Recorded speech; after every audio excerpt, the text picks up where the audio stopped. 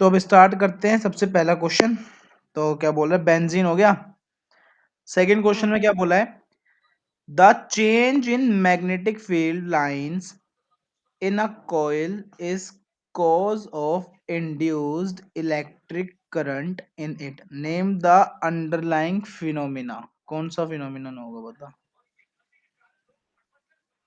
The change in magnetic field lines in a coil is a cause of induced electric current in it. तो change in Solenoid. Magnetic field change हो रही है। एक ऐसे मान ले हम्म मैग्नेट है, यहाँ से पहले ऐसे जा रही है मैग्नेटिक फील्ड, फिर यूं चेंज हो जाती है ना, यहाँ से जाने के बाद ऐसे हमने देखा था, ऐसे यहाँ से चेंज होती रहती है, यूं यूं होती है चेंज। मान ले यहाँ हम्म से यहाँ मूव करती है, फिर यहाँ से हम्म ऐसे अंदर की तरफ मूव करती हैं, ये भी उस साइड ही मूव करती हैं ऐसे करके ना, हम्म बस ये अंदर की तरफ करती हैं। तो उसने बोला है कि फिनोमिना का नाम क्या होता है, the change in magnetic field in phenomena. Coil के यहाँ अंदर। पे फेनोमेना का मतलब क्या है? कौन सा मतलब किस तरीके का फेनोमेना? फिनोमिना का मतलब किसको इसको क्या बोलते हैं, जो ये मैग्नेटिक फील्ड चेंज होना कोयल के अंदर इलेक्ट्रिक करंट के कारण मैग्नेटिक फील्ड का चेंज सोलेनोइड।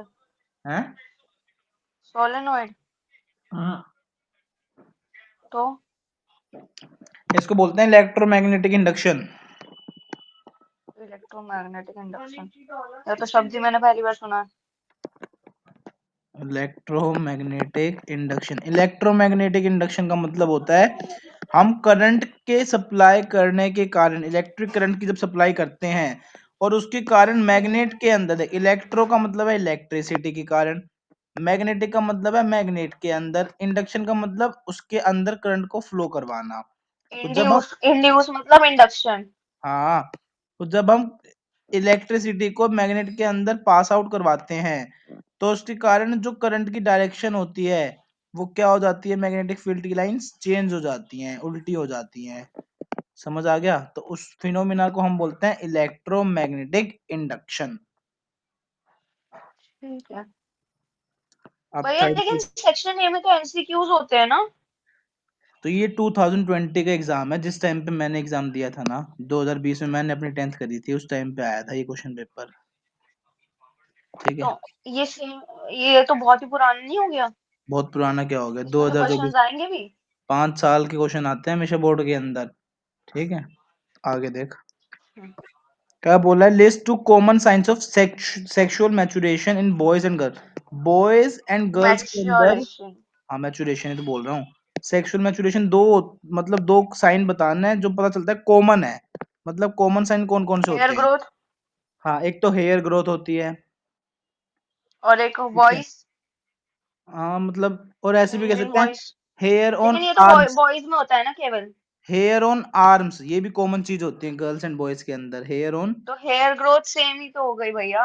हाँ वो होता हेयर, है इसमें, बायो का है ना, हेयर ग्रोथ होती है। हेयर और ग्रोथ। एक वो होता है change in hormones. Change in hormones. हाँ ये भी लिख सकते हैं। ठीक है ना, टू कॉमन कुछ भी लिख सकते, मतलब लिख व्हाट इज द सकती है कि रिजल्ट? और भी चीजें लिख सकती है कि भाई सिक्रेशन ऑफ ऑयल भी होती है। देखते हैं ना, थोड़े थोड़े से ऑयली ऑयली स्किन हो सिक्रेशन जाती ऑफ है। ऑयल? सिक्रेशन ऑफ नहीं ऑयल। भैया, वो तो एक वो हो गया कि हाँ, एक आदमी के अंदर शुरू से है ये चीज। वो उसमें ये नहीं होता। सेक्स इसमें नहीं, ये केवल वॉइस सेक्सुअल, चेंज होता है। सुन ले मेरी बात, मैच्योरिटी के टाइम पे ये चीजें होती हैं, इसने मैच्योरेशन के टाइम पे पूछा हुआ है। सेक्सुअल मैच्योर, जब प्यूबर्टी के आदमी टाइम पे। मैच्योर मैच्योर हो रहा होता है ना, तो यही हो रहा होता है। उसके साथ अकरेंस ऑफ पिंपल्स भी लिख सकते हैं कि पिंपल्स की भी अकरेंस हो जाती है। ये बॉयज और गर्ल्स दोनों में कॉमन चीज है, हाँ, कई ये बार तो बॉयज बॉयज में और भी हो गर्ल्स दोनों जाती में हैं होती है। और गर्ल्स में भी हो जाती हैं। ठीक है, मैं 4 लिखाऊंगी, 2 पूछे ना, मैं 4 लिखाऊंगी। बता रहा हूं मैं, दोबारा सुन ले। एक तो होता है thick hair growth, hair growth होना।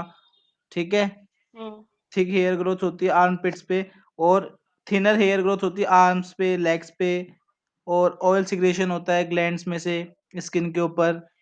ठीक है, और और साथ में हार्मोन, चेंज इन हार्मोन होता है। हॉर्मोन्स का नहीं लिखना। अरे उसने हार्मोन ये बोला है, साइन हमको जो दिखने चाहिए, हार्मोन के तो जो अच्छा अच्छा दिखाई अच्छा। देंगे, अच्छा, अकरेंस बॉडी के ऑफ अंदर दिख पिंपल्स जाएंगे। लिखना। जो अकरेंस ऑफ चीज पिंपल्स।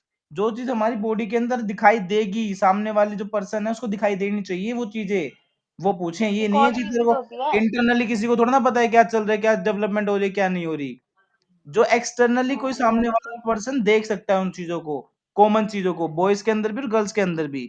तो वो यही होते हैं, एक तो हेयर ग्रोथ हो जाना, थिक हेयर ग्रोथ होती है एक आर्मपिट्स के ऊपर, और एक थिनर हेयर होती है आर्म्स के ऊपर, लेग्स के ऊपर, ठीक है?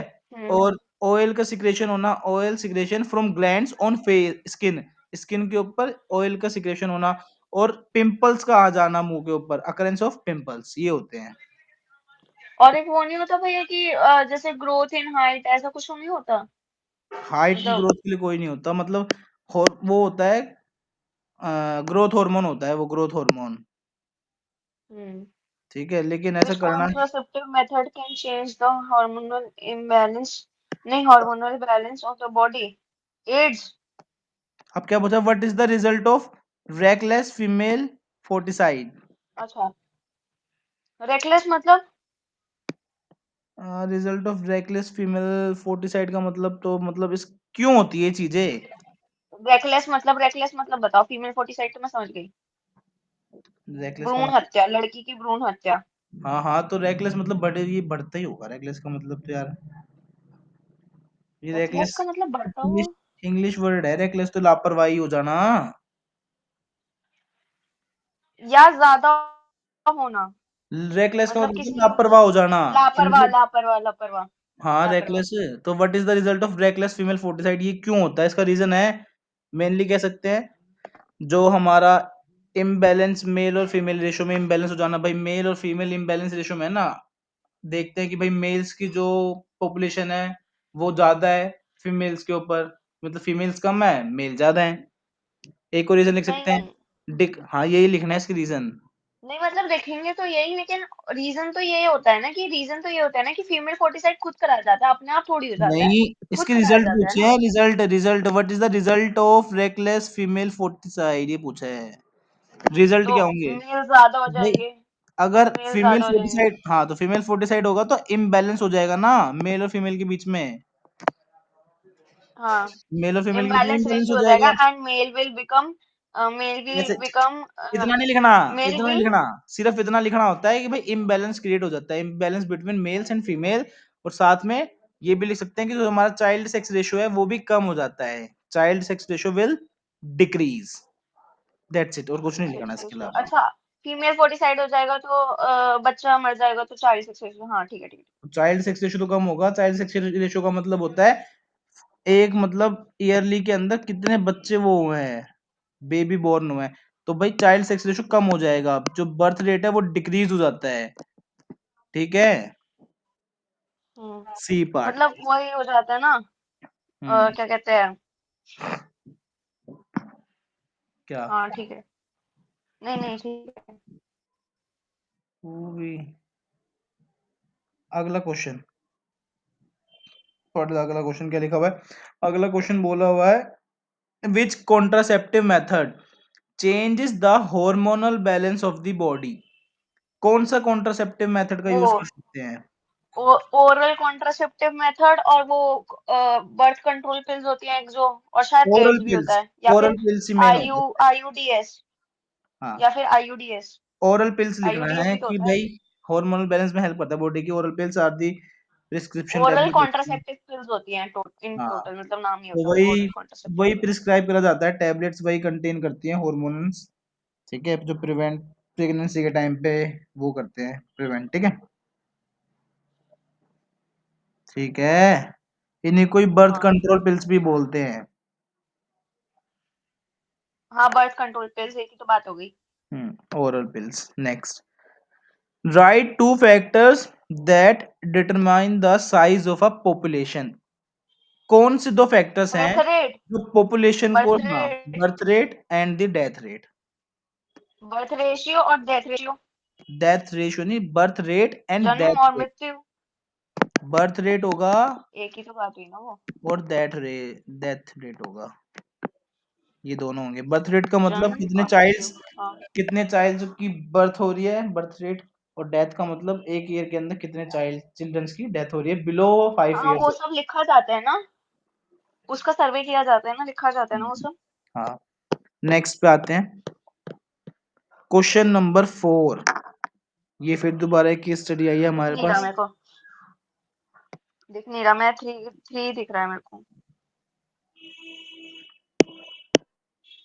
तो अब देख फोर्थ क्वेश्चन क्या कह रहा है। फोर्थ क्वेश्चन कह रहा है why is the maximum concentration of pesticides found in human beings. बहुत इजी क्वेश्चन है। हमको पता है पेस्टिसाइड्स का मतलब 2 second, why is the maximum. पहले सुन ले, मेरी बात तो सुन लिया कर पहले। पेस्टिसाइड्स का मतलब होता है ये ना, प्लांट्स के अंदर यूज करे जाते हैं पेस्टिसाइड्स, ताकि जो हार्मफुल बैक्टीरिया है या जो भी दूसरी चीजें हैं उनको क्या कर सके, मार सके। तो इसकी जो कंसंट्रेशन है वो ह्यूमन बींग्स के अंदर ज्यादा मिलती है पेस्टिसाइड्स की, क्योंकि हमको पता है जब हम क्रॉप प्रोडक्शन करते हैं एग्रीकल्चर में, तो वहां पे हम पेस्टिसाइड्स का यूज करते हैं, तो इनडायरेक्टली वो हमारे बॉडी के अंदर तो एंटर करेगी जब हम कोई चीज खाएंगे तो। तो वो समझ हमारे रहे माइंड और बॉडी को अफेक्ट करेगी, मतलब हमारी हो? हेल्थ को इफेक्ट करेगी। लेकिन से पूछा है कि क्यों पाई जाती है ज्यादातर pesticides, maximum concentration of pesticides जो ह्यूमन बींग में मिलती हैं, क्यों? तो इसका रीजन है जो ह्यूमन क्योंकि बींग्स वो है ना, केमिकल बायोडिग्रेडेबल नहीं होते, और वो ज्यादा से ज्यादा मतलब विगरसली हमारे ईच मतलब ट्रॉफिक लेवल में फैल जाते हैं। क्वेश्चन क्या पूछा, पढ़ा भी है अंधे पे, कुछ भी दिमाग की तरह दे रही है आंसर कुछ भी। उसने पूछा भाई हमारे अंदर क्यों मिलती हैं ज्यादा पेस्टिसाइड्स ह्यूमन बींग्स के अंदर, ये नहीं पूछा पेस्टिसाइड्स खराब क्यों होती हैं। क्वेश्चन पढ़ा भी है तूने? अक्यूमुलेटेड का मतलब क्या होता है, एक बार बताना। कहाँ लिखा हुआ है? दूर दूर तक तो कहीं नहीं लिखा हुआ है एक्यूमुलेटेड। ऊपर देखो, कहाँ देखूं ऊपर? सेकंड लाइन में, लास्ट सेकंड लाइन में, पैराग्राफ की। अरे वो पढ़ना ही नहीं है भाई, वो तो सिर्फ इसलिए होता है कि बस ये याद रखो कि इस चैप्टर से रिलेट कर रहा है ये, इस चैप्टर से। पता है कौन सा चैप्टर है? सबसे लास्ट वाला चैप्टर है ये। हाँ, वो आर एनवायरमेंट। बस, और ये इसका मतलब, केस स्टडी का मतलब इतना है कि बस ये इससे ये पता चल जाएगा भाई इस चैप्टर का क्वेश्चन है ये, बात खत्म। फिर इसमें भी से कभी मतलब आंसर मेरे मत को। दे दियो, पहले ही बता रहा हूँ। इसमें से जिस दिन आंसर दे देगी उसी दिन बोर्ड के अंदर 0 मार्क्स तक स्कोर होंगे तेरे, 0। 101% गारंटी है।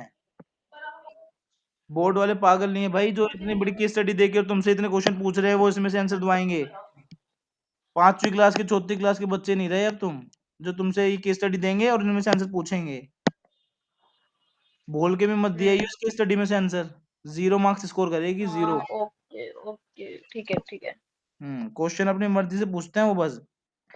इसने पूछा था भाई मैक्सिमम कंसंट्रेशन ऑफ पेस्टिसाइड्स क्यों मिलता है ह्यूमन बींग्स के अंदर, तो इसका मेन रीजन ये है कि जो ह्यूमन बींग्स होते हैं वो तो टॉप लेवल पे होते हैं फूड चेन के अंदर, जो फूड चेन होती है ना हमारी, उसके अंदर टॉप लेवल पे आते हैं। और अगर जो चीज टॉप लेवल पे आती है तो उसमें सारी चीज धीरे धीरे करते करते करते करते इंक्लूड हो जाती है, पता है ना? हम्म। जब हम ट्रायंगल बनाते हैं 2 सेकंड, दोबारा एक बार दोबारा। जब हम ट्रायंगल बनाते हैं तो ट्रायंगल के अंदर सबसे ऊपर टॉप टॉप लेवल आता है। तो टॉप लेवल पर पहुंचने से पहले ये 2 लेवल को क्रॉस करके जाना पड़ता है। और हमको पता है ह्यूमन हम्म। बींग्स ऐसे होते हैं जो ये वाली मिडल वाली चीज भी खाते हैं और सबसे लोअर वाली चीजों को भी खाते हैं, ठीक है?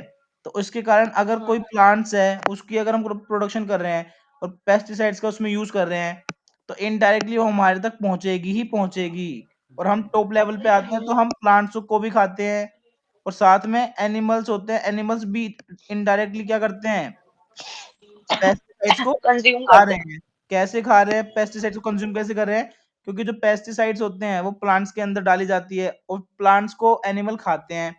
तो हम कभी जो क्या बोलते हैं, ह्यूमन बींग्स होते हैं वो तो एनिमल्स को भी खाते हैं, मीट वीट खाते हैं जो, तो उनमें भी दोबारा अच्छा, इसके थ्रू पेस्टिसाइड्स आ रही है बॉडी के अंदर। समझ गई मतलब। तो मैंने भी तो यही बोलना चाहा था कि जो पेस्टिसाइड्स होते हैं वो बायोडिग्रेडेबल नहीं होते।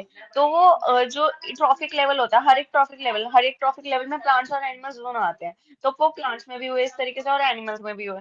तो फिर हम प्लांट्स को भी खा लेते हैं और नहीं, एनिमल्स को भी खा ये लेते हैं, तो उस लिख वजह दिया, से हम पेस्टिसाइड्स खा लेते हैं। ये वाली बात ठीक है, एक्यूमुलेट हो जाते हैं, प्रोग्रेसिवली एक्यूमुलेटेड का मतलब है इकट्ठा हो जाना। एक्यूमुलेटेड का मतलब हो जाता है इकट्ठा होना इकट्ठा होना इकट्ठा होना।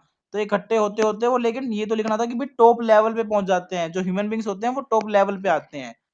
और अच्छा। जो अलग अलग ट्रॉपिक लेवल होते हैं, कितने ट्रॉपिक लेवल होते हैं पहले तो ये बता तू? 3। 3 होते हैं, एक तो टॉप वाला, एक मिडल, लेकर लोअर। ह्यूमन बींग्स सबसे सबसे, लोअर प्लांट होता है, मिडिल वाला एनिमल्स और टॉप वाला ह्यूमन। इसको दोबारा पढ़ लियो।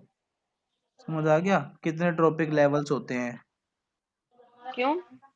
बहुत इंपॉर्टेंट क्वेश्चन है ये, बहुत इंपॉर्टेंट क्वेश्चन। हाँ वो तो मैं पढ़ूंगी ना, चैप्टर तो पढ़ूंगी, चैप्टर में यही तो है।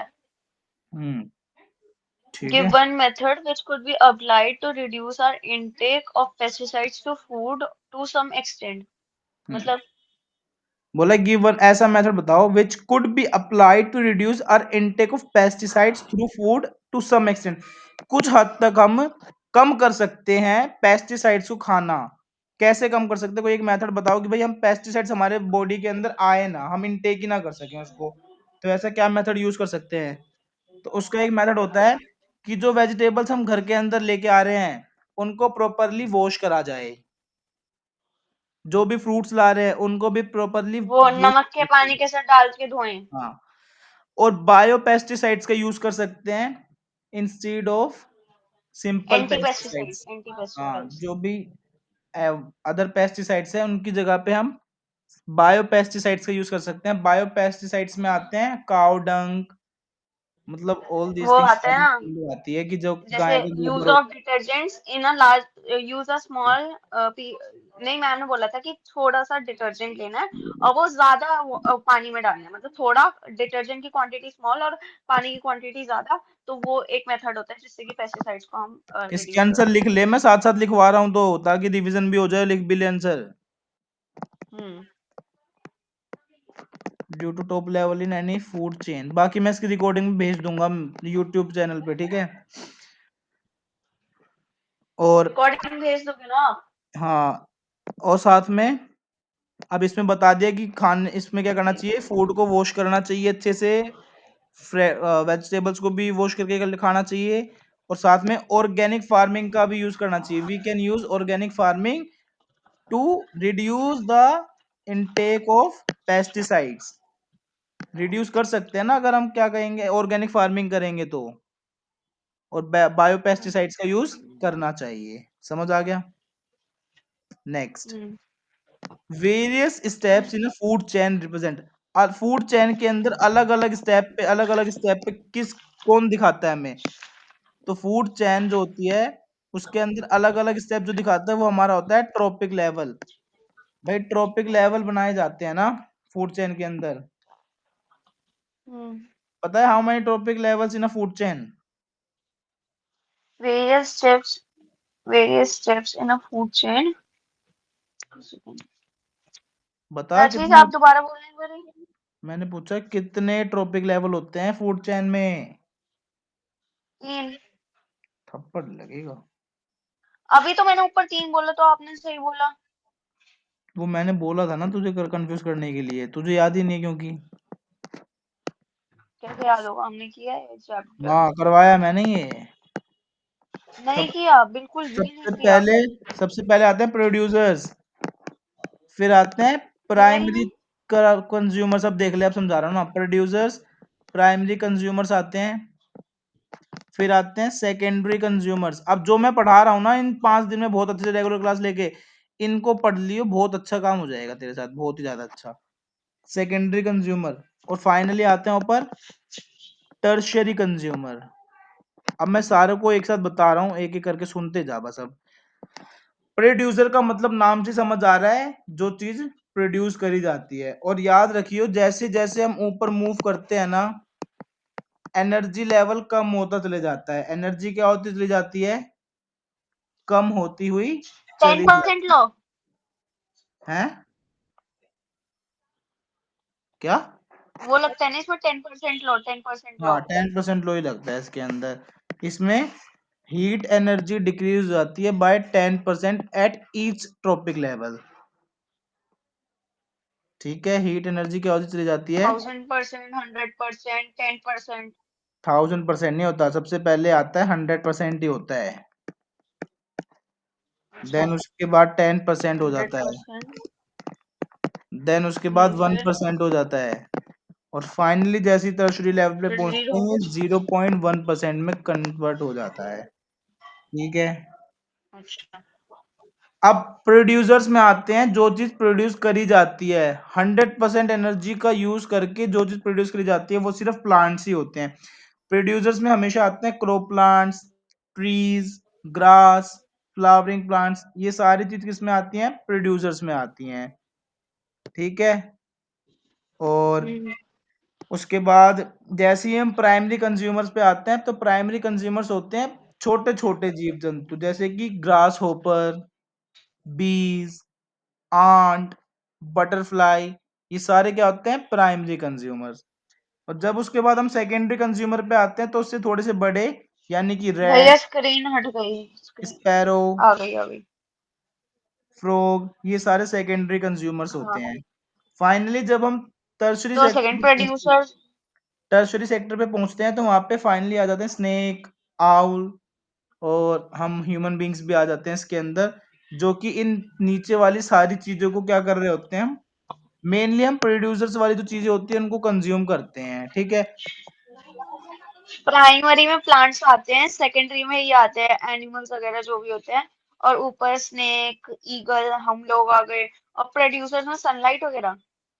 प्रोड्यूसर्स में सनलाइट नहीं, प्रोड्यूसर्स में आते हैं भाई सबसे नीचे जो चीज प्रोड्यूस कर रही है, कौन प्रोड्यूस करता है? ग्रास, ये सारी चीजें जिनसे हमको खाना मिलता है, ग्रास। पेड़ पौधे, ट्रीज, ये सारी चीजें आती हैं। दो सेकंड। हाँ, टर्सरी, ईगल, स्नेक, समझ आ गया? ह्यूमन। लिख लो एक बार। सेकेंडरी, अरे तेरे को इसकी रिकॉर्डिंग भी एनिमल्स, मिल जाएगी, आगे चलते हैं अब। रैट। रिकॉर्डिंग मिल जाएगी ना? रिकॉर्डिंग तो मिल जाएगी, लेकिन लिख भी रही है तो साथ साथ लिख भी फिर ले फिफ्थ को, थोड़ा बहुत। आगे चलते हैं। with regard to various food chains हाँ, operating with in an regard to ecosystem. various food chains operating in an ecosystem, man is a। अब अगर फूड चेन को देखा जाए, तो ट्रॉपिक लेवल डिवाइड हो रखे हैं, तो उस ट्रॉपिक लेवल्स में जो मैन आएगा, वो क्या है हमारे लिए? वो क्या है एक तरीके से? वो प्रोड्यूसर तो कभी नहीं मतलब हो सकता, जो क्योंकि हम है, मैन तो कभी प्रोड्यूस करेगा कंज्यूमर, ही नहीं। कंज्यूमर। हाँ, मैन सिर्फ कंज्यूम करता है, खाता खाता है। प्रोड्यूसर्स होते हैं हमारे वो प्रोड्यूसर और प्लांट। कंज्यूमर भी नहीं हो सकता। प्रोड्यूसर्स एंड कंज्यूमर दोनों तो नहीं हो सकता, कंज्यूमर कंज्यूमर हो सकता है सिर्फ, प्रोड्यूसर तो हो ही नहीं सकता। और प्रोड्यूसर एंड और यहाँ पे डिकम्पोजर। डिकम्पोजर क्यों दिया हुआ है? डिकम्पोजर का मतलब जो सड़े हुए, जो चीज खराब हो जाती है, उनको खराब कर रही चीजों को डिकम्पोज कर देते हैं, खाद बना देते हैं। तो ये काम मैंस का नहीं होता, ये काम बैक्टीरियाज का होता है, कि डिकम्पोजर बैक्टीरियाज होते हैं हमारे, जो कि किसी भी चीज को क्या कर देते हैं? डिकम्पोज कर देते हैं। कोई मरी हुई गली हुई चीजें होती हैं, उनको डिकम्पोज करके मैन्योर बना देते हैं। हम्म। आगे फिर चलते क्या हैं। है? कैल्शियम ऑक्साइड अगर reacts calcium vigorously oxide with react water. करेगी विग्योरसली, विग्योरसली का मतलब पता है ना क्या होता है? बड़ी तेजी से रिएक्शन और हीट प्रोड्यूस होती है इसके अंदर हाँ, काफी ज्यादा, तो स्लेक्ड लाइम बनता है calcium hydroxide. This reaction can be classified as, अरे बहुत इजी आ गया ये तो। Combination, combination. नालायक लड़की, अभी तो बताया तुझे। बहुत विग्योरसली दो जब को कुछ हो मिला जाता है, के तो उसमें एनर्जी भी बहुत सारी निकलती है। एक्स तो इस ऑप्शन में से निकलती है इसमें ना, तो जाना है। एक्सोथर्मिक। तो इसमें आएगा combination as well as exothermic reaction, बहुत ज्यादा एनर्जी निकलती है, तो उसे एक्सोथर्मिक रिएक्शन भी बोला जाता है। So option number D. तो एंड मैं एंडोथर्मिक होती मैंने है। तो यही बोला कि सुन, कॉम्बिनेशन, पहले मैंने कॉम्बिनेशन बताया, फिर मैंने एक्सोथर्मिक सही एंडोथर्मिक होती बताया। है। एंडोथर्मिक में हीट की रिक्वायरमेंट काफी ज्यादा होती है। ठीक है। सही तो बता रहा हूँ मैं। एक्सोथर्मिक में हीट स्क्रीन बहुत चली ज्यादा गई, रिलीज होती है। फिर पियानो आगे बजने लग गया आवाज में। आगे अब बोला हुआ है, कॉम्बिनेशन रिएक्शन हो गया, एक्सोथर्मिक हो गया। ऑक्सीडेशन में होता है ऑक्सीजन का आ जाना और हाइड्रोजन के मॉलिक्यूल्स का रिड्यूस हो जाना। तो जिस भी रिएक्शन के अंदर ऑक्सीजन हाँ, का लेवल बढ़ेगा और हाइड्रोजन का लेवल कम होगा, उसे बोलेंगे ऑक्सीडेशन रिएक्शन। और एंडोथर्मिक का मतलब होता है जिसमें एनर्जी की रिक्वायरमेंट, यानी हीट की रिक्वायरमेंट होती है, एनर्जी चाहिए होती है। और एक्सो का मतलब जिसमें एनर्जी रिलीज हो रही होती है। आगे, व्हेन हाइड्रोजन सल्फाइड होती है H2S, is passed through a blue solution of copper sulfate CuSO4, copper sulphate से पास कर जाएगी। A black precipitate of copper sulfide is obtained, copper sulphide बनेगा CuSO3। ये बनेगा plus H2O, sulphuric acid H2SO4, H2S। ठीक है।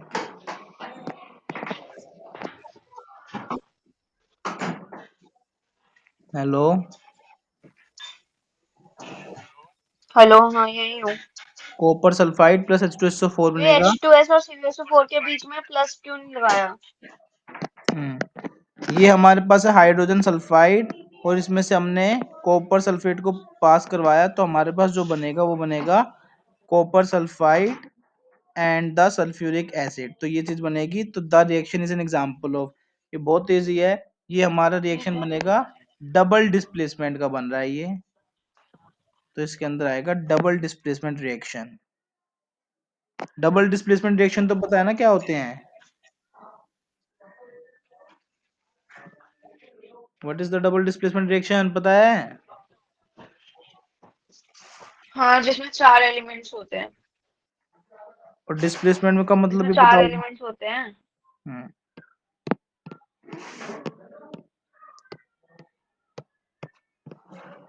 आगे चलते हैं। क्वेश्चन नंबर 6 में कह रहा है, in a double displacement reaction such as reaction between sodium sulphate solution and barium chloride solution, क्या होगा? Exchange of atoms take place, exchange of ion take place, an insoluble salt is produced, a precipitate is produced। तो सबसे पहली बात तो ये होना ही होना है कि प्रेसिपिटेट तो होगा ही होगा भाई, अभी पीछे पढ़ के आए हैं। जब भी डबल डिस्प्लेसमेंट रिएक्शन होता है तो उसके अंदर एक प्रेसिपिटेट तो जरूर बनता है, याद रखियो। तो सी वाला तो आना ही आना चाहिए। तो यानी बी और डी आ रहे हैं, गलत। बी आ रहा है, गलत। ए और सी, ये भी हो सकता है, ये भी हो सकता है। और अब हाँ, तो हम उसमें एक्सचेंज ऑफ आयंस भी होता है, आयंस का लेना देना भी होता है। जब भी तो देखते हैं, कभी SO4 यहाँ है तो फिर कभी स्क्रीन चली H2, गई। फिर कभी क्या H, करूं? कभी H2 वहां चले जाता है। ठीक है। तो इसका ऑप्शन नंबर डी होगा, क्योंकि जब भी कोई भी रिएक्शन होगा, डबल डिस्प्लेसमेंट नहीं, डिस्प्लेसमेंट भी होगा, तो उस टाइम पे एक्सचेंज ऑफ आयंस होना तो मैंडेटरी है। उसमें एक्सचेंज ऑफ आयन होता ही होता है। और एक insoluble salt is also produce, insoluble salt भी बनता है।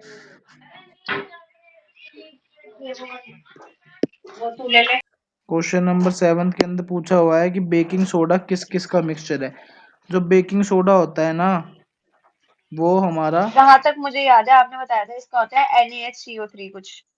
सोडियम हाइड्रोजन कार्बोनेट का और एंड टार्टरिक टेट्रिक एसिड एसिड बताया का था। होता है। ठीक है। हाँ, अगर वही किसी सोडियम बच्चे ने हाइड्रोजन कार्बोनेट।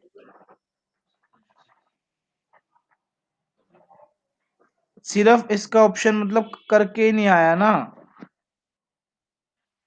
अगर इसमें जैसे सोडियम हाइड्रोजन कार्बोनेट सिखाया था मैंने बेकिंग सोडा के लिए, बच्चों को बता रखा है मैंने, सोडियम हाइड्रोजन कार्बोनेट होता है। ठीक है। हम्म। लेकिन ये वाली चीज हम्म। नहीं आती अभी 10th के एग्जाम में, इसलिए किसी बच्चे ने अगर इस वाले क्वेश्चन में ऑप्शन को ना देखकर सिर्फ आंसर में अपने सोडियम हाइड्रोजन कार्बोनेट भी लिख दिया, तो उसको फुल मार्क्स दिए गए थे 2020 के एग्जाम में।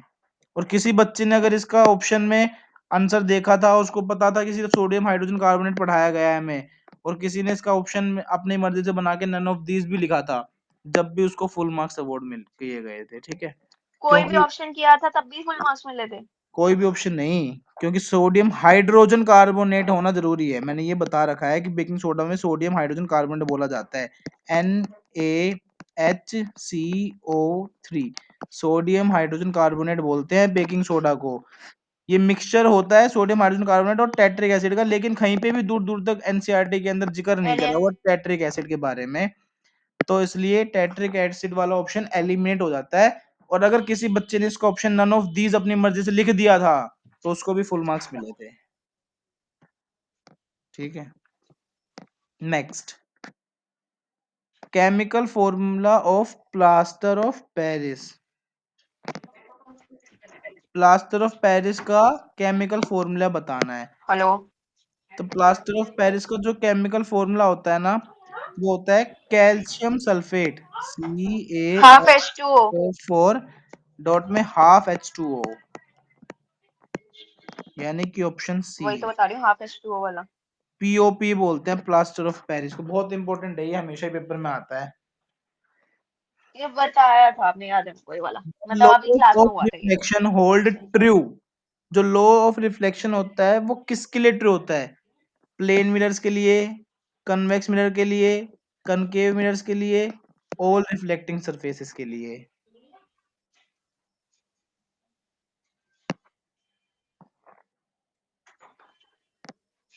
किसके लिए होता है?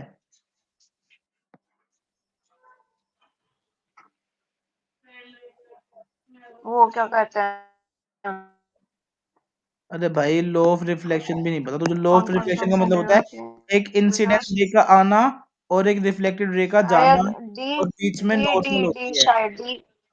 आई इज इक्वल टू आर होता है। तो वो तो सबके लिए होगा ना फिर। कैसा भी सरफेस हो, उससे लाइट रिफ्लेक्ट होती ही होती है, चाहे वो सरफेस प्लेन हो, चाहे वो सरफेस ऊबड़ खाबड़ भी क्यों ना हो, सारी जगह से रिफ्लेक्शन। लेकिन लो ऑफ रिफ्लेक्शन यहाँ पे होल्ड नहीं करता, बस याद रखियो। यहाँ पे जो प्लेन मिरर के अलावा अगर रफ तो मिरर, बता तो रही हूँ, और अगर रफ सरफेस आ गया, रफ सरफेस आ गया, तो वहां पे लो ऑफ रिफ्लेक्शन होल्ड नहीं करता।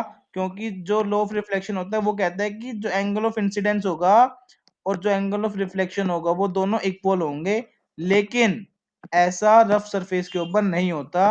रफ सरफेस के ऊपर अगर एंगल ऑफ इंसिडेंस ये है, मान लो एंगल ऑफ इंसिडेंस आई है, तो वो एंगल ऑफ इंसिडेंस आर के इक्वल नहीं होगा। क्योंकि अगर स्ट्राइक करेगी ना इस पे लाइट, तो वो रिफ्लेक्ट होने के बाद ऐसी भी जा सकती है, हो सकता है ऐसे भी चली जाए, और हो सकता है वापस बाउंस बैक भी मार जाए।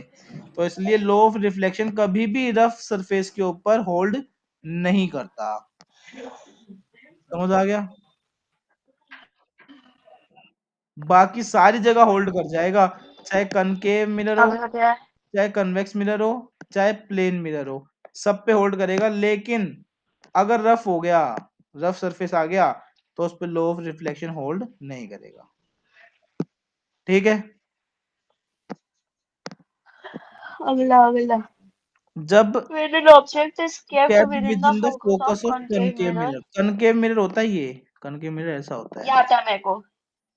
और इसके फोकस यानी यहाँ से ये प्रिंसिपल वो हो गई, फोकस यानी कि ये बीच में।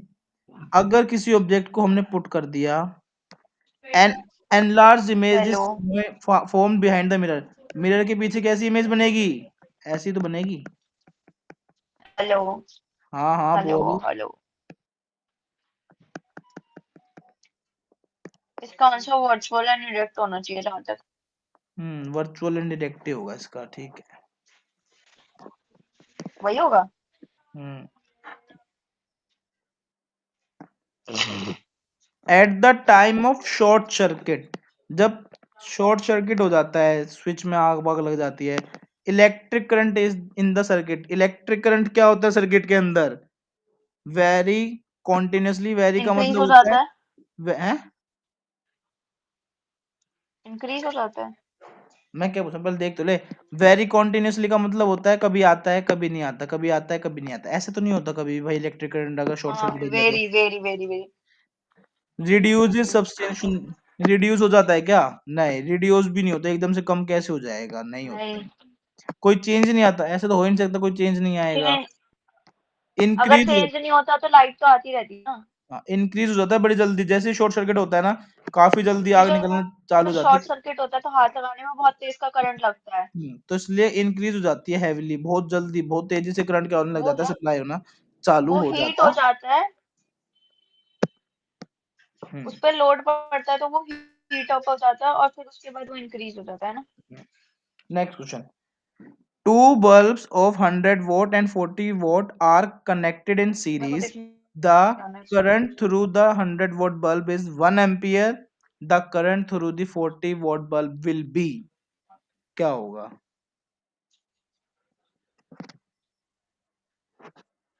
बता। क्या चीज, क्वेश्चन नहीं दिख रहा, क्वेश्चन नहीं दिख रहा मेरे को।